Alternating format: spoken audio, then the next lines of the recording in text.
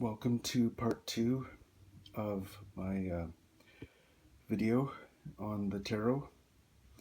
This is starting off again with the Wheel of Fortune. And in this card, we see the wheel itself has the 4 Hebrew letters of Yahweh, followed by the 4 letters of English of tarot, which means eternal and never-ending. Tarot means continuous.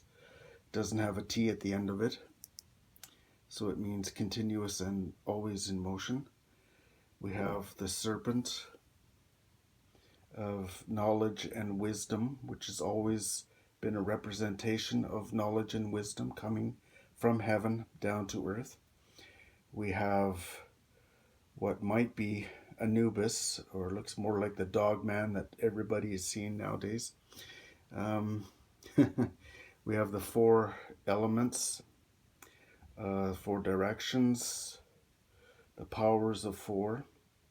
Here we have what I believe is an angel. This is more like a pelican, which represents the spirituality of heaven.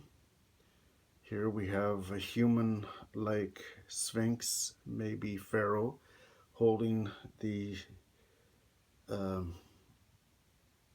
scepter sword of unity.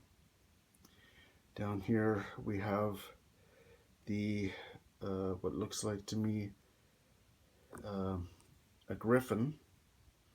That seems to be a griffin there, and some form of bull with wings. These aren't really the 4 creatures that are spoken of in the Bible. The man, lion, eagle. All right, it's not that. They're different. They're different beings in that. And they're reading the books of the Akashic records. They represent Taurus, Leo, Scorpio, and Aquarius. The next card is Justice. We have again the Sword of Unity, the 2 pillars of the duality of the 2 zeros that will create creation from nothingness, which is the magic of Azoth. Azoth means sudden appearance of magic, manifestation, holding the scales of justice. The 3-pronged crown of the Trinity. Many of the images of the tarot can be seen as androgynous. It could be a man or a woman, or even both. The polarities that are found in all of the tarot cards represent the 0 equals 2. And there's a whole form of mathematics that I'll get into later, which is an occult form of mathematics. 0 equals 1, 0 equals 2, 0 equals 3 equals 4, so on and so forth. There's a divine order to these sequences.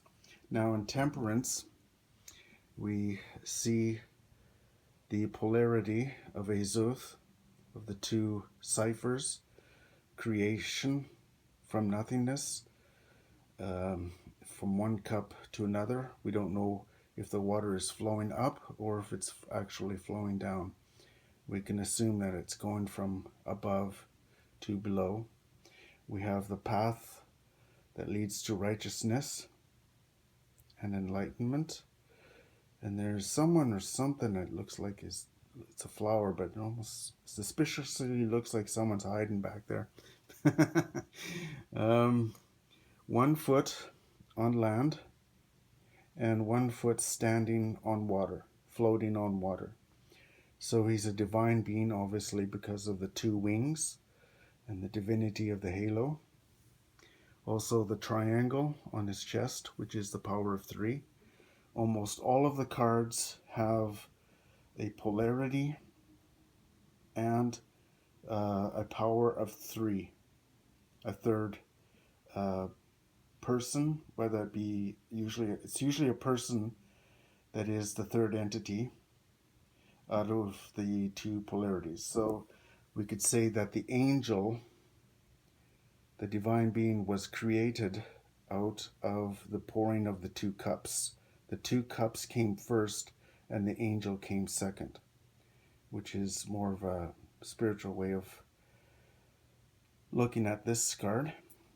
So we move on to the next, which again we see an eclipse. To me, this represents an eclipse that is coming.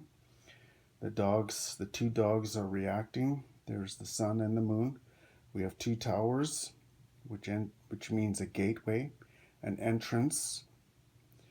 We have energies coming down onto the earth through the gateway, the polarity, and the scorpion represents the changes that this eclipse is going to bring. And down the middle is a narrow river path, a narrow stream that is seen in other cards. It's a mysterious flowing river that is seen in other cards. We have now the sun, and again we have the polarity of innocence, the innocence of the pony and the child, and the glittering sun. And this one is relatively quite simple in that respect. We'll move on to this one. Judgment.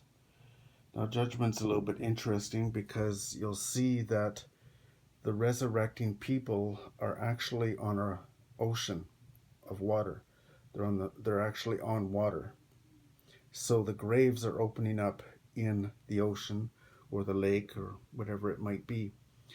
And there's almost a direct polarity behind them to other humans, male, female, and a child in the backdrop. So you have the polarity there. You have the tetragrammaton, symbol of the cross, and the trumpet of the angel. There's even more to this, but I'll get to that later. All right, and now this star symbol here, this card is very, very important. In fact, probably one of the most important cards of them all in the entire 22 major arcana. And most books that I have read on the tarot never mention this, but it is very important to count all of the spikes on each of the stars. There's 8 stars, and each star has 8 points. That's extremely important because it adds up to 64. 64 is a very magical number, very powerful. 6 plus 4 equals 10 emanations of the Sephiroth. There are, in mathematics, it represents the perfect square and the perfect cube of Metatron's cube, which was well known for thousands of years. There is 64 generations from Adam to Christ, 64 squares on a chessboard, 64 neurotides of the genetic code, and 64 hexagrams. So that's a very important number. The woman is got 2 cups. One is pouring into a lake. She is standing on the lake, on the water of the lake, on top of it, with one leg outward into the bushes on the land. 2 cups, one is pouring on the land and one is pouring in the water. It again goes directly back to the angel with the 2 cups. See, there you can see the divine correspondences there, where the angel is standing on land and water. All right, so now we have Mem, the star, which is the third of the, the world. Shin, these are the 3 mother cards, Shin, Mem, and Alpha. There's Alpha, the strength from which the sun comes out, and the star. This is the Vesica Piscis, from which the divine oracles of the sacred geometries originate. Now here we have the 4 creatures of the Bible. There's the human, the eagle at the top, the lion, and for whatever reason, this appears to be a cat. I looked at it and it looks more like a cat to me than anything else. Could be a bull. Yeah, he's got horns there, so that could be the bull, but he does suspiciously look very much like a cat. All right, so you have the serpent surrounding the woman, the aurora borealis, which looks very much like a serpent at the top there. You see she's holding 2 staffs representing the 2 zeros, the 2 polarities, or the polarity of manifestation, the 2 out of 0. And ending word is that there are 22 cards in the major arcana. 22 Hebrew letters are associated with them, as well as 22 paths of the Sephiroth Tree of Life. I've added 22 rune symbols, and I've added 22 Egyptian alphabet hieroglyphics. Each card has about a power of 3, and as well as a polarity into singularity. All right, I guess that's it for today. Thank you for listening to part 2. I tried to condense as much as I could possibly condense the knowledge of the tarot cards. All right, thank you very much for listening, and have a happy new year. This will be the last video until 2025. Thank you.